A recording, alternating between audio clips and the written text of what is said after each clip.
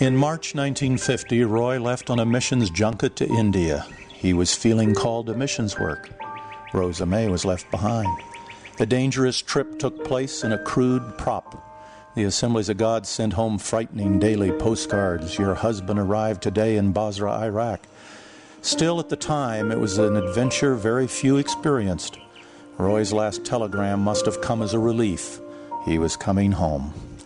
In May, the envoy announced Rosa May Weed was elected the first Women's Missionary Council president for Indiana. Roy had said no to India. Perhaps Rosa May was the reason, and she wanted to atone. Even the 3 boys made the envoy that spring. So after raising 3 sons and getting the last one on his feet, Rosa May was back at work. Jim, Bill, and I could take care of ourselves. All 3 of us, inspired by the Indianapolis 500-mile race, were speedsters, the terror of our block in Terra Haute. Of course, Jim always won. In fact, we were the terrors everywhere except home. Mother was very strict and quite emotional at laying down the law.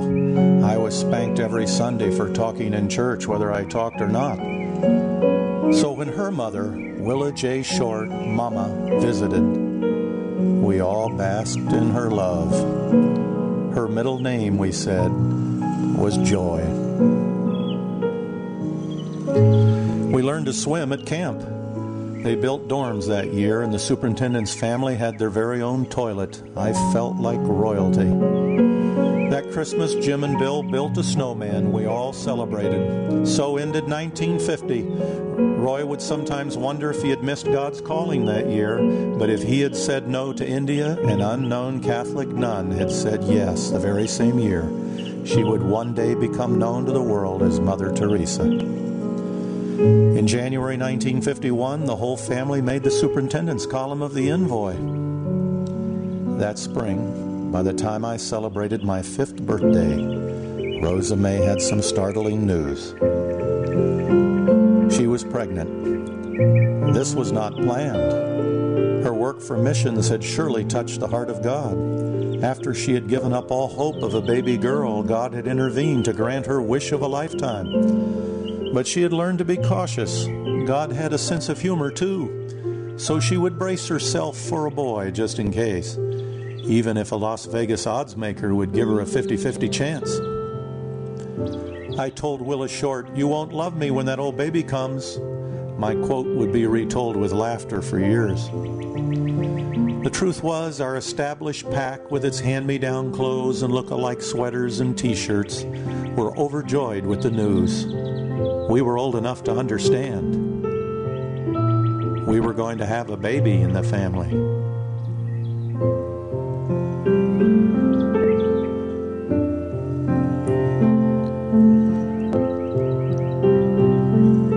We went to Florida that summer, observing all of the time-honored family traditions.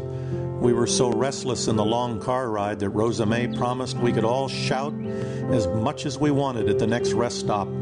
We screamed to the top of our lungs, standing on picnic tables, when suddenly out of a cornfield came a herd of pigs. It scared us to death. And in the fall, they announced 2 new district parsonages were being built in Indianapolis, one for the Weads and one for the Zinks, the newly elected district secretary. There was a Zink for each of us, David for Jim, PD for me, and, well, Sharon for Bill. They played house together, and we teased them. At mid-semester 1952, I would celebrate my first day at school. If Bill had started 6 months early, I was starting 6 months late. They had held me back, hoping I could start after our move to Indianapolis, but construction on our home was delayed. They could wait no longer. My version of the ritual day involved my brothers. They were my personal bodyguards. Alas, unlike Jim and Bill, I was not granted the customary photo with a virgin. It would be a historic year for the arts. J.D. Salinger would write Catcher in the Rye. Richard Rodgers and Oscar Hammerstein II would produce The King and I on Broadway.